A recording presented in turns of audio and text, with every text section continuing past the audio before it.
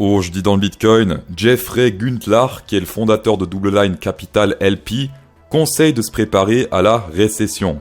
J'ai bien lu, Jeffrey conseille en investissement peut-être. Si c'est le cas, c'est très gentil puisque la récession en général c'est plutôt bon pour le gold, pour l'or. Donc, monsieur Jeffrey, merci beaucoup. La moindre des choses, c'est de le remercier dans les commentaires.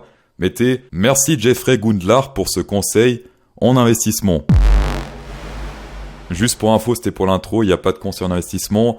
C'est juste un peu bizarre selon moi que les élites disent « Attention, n'achetez surtout pas à moins 50%. » Et par contre, ils nous disent jamais quand il faut acheter. Ils disent quand il faut pas acheter, mais ils disent pas quand il faut acheter. C'est un peu étrange, On va commencer par une bonne nouvelle. TradingView Pro. Ça c'est magnifique puisque maintenant, on a de nouveau ici les barres de volume. Et actuellement, on a un gros pic sur les 23 000, donc beaucoup de monde ici sur les 23 000. On va regarder également l'action price d'une nouvelle perspective, puisque là, on est sur un range ascendant, et actuellement, c'est rejeté par le top, et on est actuellement sur le centre de ce range.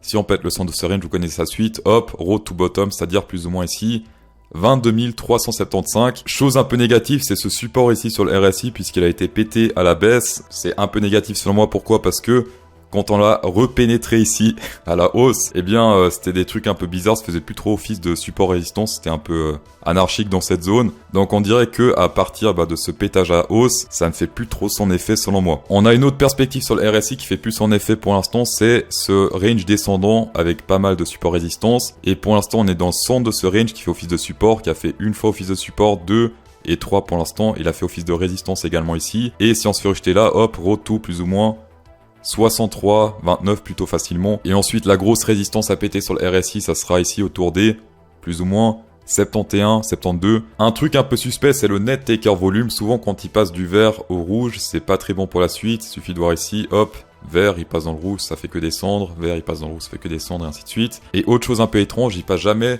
du vert directement au rouge.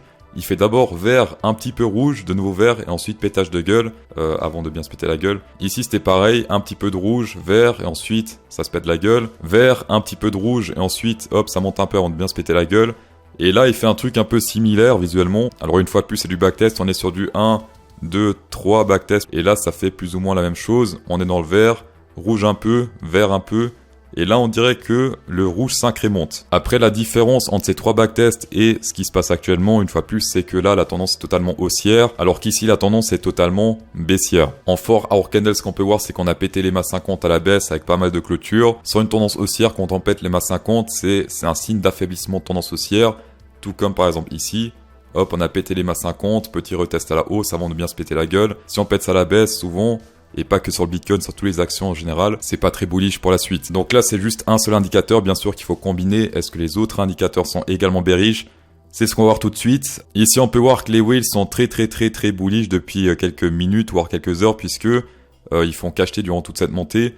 Même durant cette baisse là, ils ont acheté il y a quelques jours en arrière, et là ça fait que baisser, et les whales font qu'acheter, ils vendent pas leur Bitcoin. Pourquoi c'est positif? Parce que durant toute cette montée, durant les, il me semble, 16 000 $, un délire comme ça, ils achetaient toujours avant tout le monde, et ensuite, quand tout le monde était bearish, en fait ils achetaient, on voyait que le truc montait, et ensuite ça montait réellement. Niveau sélection naturelle, on voit également que ça se passe plutôt à la hausse, puisque jusqu'à environ 25 000, pas mal de sélections. Oui, à la baisse, il y en a beaucoup plus à 22 000, mais c'est plus facile d'aller jusqu'à 25 000 qu'à 22 000 actuellement. Quand on parle de sélection naturelle, le plus intéressant, c'est de prendre ce qui est le plus proche possible, et actuellement, ça se passe entre les 24 et les 25 000, alors que les 22 000, par exemple ici, c'est plutôt loin du prix actuel, comparé aux 25. Niveau long short, on est sur un point neutral actuellement, légèrement plus de long que de short, et ici on peut voir que sur Binance, on est sur du 50,71, donc c'est plus ou moins égal des deux côtés, il y a de l'argent à se faire, à la hausse et à la baisse. Information croustillante pour ceux qui sont sur Bybit, en spot, en USDC, vous pouvez trader avec 0 frais, c'est-à-dire que vous pouvez acheter du Bitcoin, ce que vous voulez ici, avec 0 frais spot. Alors attention, ça marche uniquement si vous faites ça en USDC. En USDT, il y a des frais, mais pas en USDC. Et ce qui est bien, c'est que si vous convertissez vos USDT en USDC, il y a 0 frais. Donc pour du 0 frais spot, vous convertissez les USDT en USDC, et ensuite vous convertissez les USDC en Bitcoin par exemple, ou en Chili, ou en Bit, ou en AVAX, ou en APT, bref, vous avez compris. Et si vous êtes un trader expérimenté, grâce à mes partenaires, vous pouvez checker jusqu'à 38 500 $ au vent de description, jusqu'à 30 000 sur Bybit, 8 000 sur BitGet et 500 sur Binance. Sur Bybit, on commence à toucher des bonus à partir de 3 000 de dépôt, et sur BitGet, c'est un peu moins, c'est à partir de 1500, on touche moins, mais on a besoin que de 1500. On va passer over on Ethereum, pour l'instant c'est un niveau critique sur le RSI, puisqu'on vient de péter, on dirait, ces deux niveaux de support, ex-support, maintenant ça donne résistance. Alors on a pété ça d'1 millimètre, c'est un peu risqué de shorter ça, on n'est jamais au millimètre près dans les supports résistance. En attendant sur le Ethereum, la tendance reste haussière et on a confirmé une nouvelle divergence bear ici sur le VMC. La première divergence bear, on l'a confirmée ici sur cette bougie là et ouais, petit shop de stop loss avant de descendre. Donc faites gaffe quand vous shortez en tendance haussière, souvent c'est des pièges. Il y a une chose un peu positive que je vois sur le Ethereum niveau donné on-chain, c'est qu'à chaque fois qu'on descend sur le niveau de levier, et quand le prix monte et que les leviers descendent, c'est-à-dire que les leviers short se font liquider, et on peut voir que sur cette petite montée qu'on a fait, c'était il y a 2-3 jours, c'était le 22 février, eh bien, ça descendait ici. Donc les leviers sont fait sélectionner par la nature. Donc reste à voir ici, si ça baisse ici et que les leviers montent, c'est peut-être une chasse au stop. Et si ça monte et que le levier descend, bah dans ce cas, ça peut être la bonne direction. Ou dans le cas inverse, si ça descend ici et que les leviers descendent, ça peut également être la bonne direction. On va checker le gold en 4 hour candle. Chose un peu étrange ici, c'est le EMA 666 qui fait son effet. Certains diront ouais, c'est ces ex-supports résistance qui font une fois plus leur effet ici. Alors oui, c'est totalement possible. Mais on a vu que historiquement, souvent les EMA 666 peut également faire son effet, n'est-ce pas BlackRock? Suffit de voir historiquement sur le gold, c'est où qu'on se fait rejeter là, c'est où qu'on se fait rejeter là. Le hasard une fois plus. Si on commence à avoir des signes de force dans cette zone et qu'on pète ce range à la hausse, ça commence à être très intéressant. Pourquoi? Parce que EMA du hasard, résistance du para range, pétage également de ce EMA 20 et éventuellement aussi avec plaisir l'EMA 50. Dans ce cas, ça peut être très bullish. Également, chose un peu étrange qu'il a fait, c'était il y a quelques heures.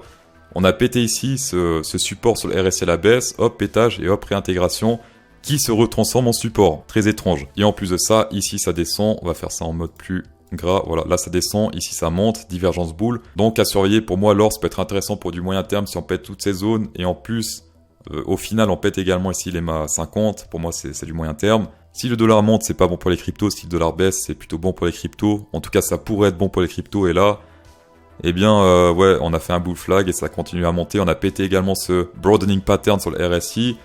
Target assez incroyable. Si on prend ici le sommet, la hauteur du broadening pattern, hop, on met sur le breakout. On serait plus ou moins, est-ce que c'est réaliste? Est-ce qu'on a déjà atteint cette target dans le passé? Plus ou moins dans cette zone, 84 sur le RSI, ça peut faire très mal. Mais bon, déjà, si on atteint ces sommets précédents, ça peut faire très mal pour les cryptos. Ce qu'on espère bien sûr pas, le seul truc à péter avant d'aller to the moon et aller toujours plus haut, comme on a vu c'était avant-hier, c'est ce EMA 200 qui fait office de résistance, que ce soit là, et après il y a plus grand chose. Alors oui, il y a le 0,3 et 2, mais il y a déjà tellement de trucs qui ont été pétés, il y a tellement de divergences boules qui sont accumulées durant cette baisse, regardez ça, là c'est tout droit, et ici ça fait que descendre, et une divergence boule qui s'accumule comme ça peut faire très mal une fois que ça pète à la hausse. Et on dirait que pour l'instant c'est le cas, malheureusement. À qui faire confiance, les whales qui sont bullish ou le dollar qui est bearish pour l'instant, enfin qui est bullish mais bearish pour les cryptos, sachant qu'il y a quand même, je pense, plus d'argent dans le dollar que dans les whales Bitcoin. Voilà, le choix est plutôt vite fait, mais reste à voir. Peut-être un dernier pump sur le Bitcoin pour exit scam les whales et ensuite faire un gros dump. Qui sait. Dans tous les cas, restez safe et merci d'avoir checké cette vidéo, c'est toujours un plaisir. Insérez un pouce bleu dans cette vidéo pour incrémenter encore plus le plaisir. Et bon week-end.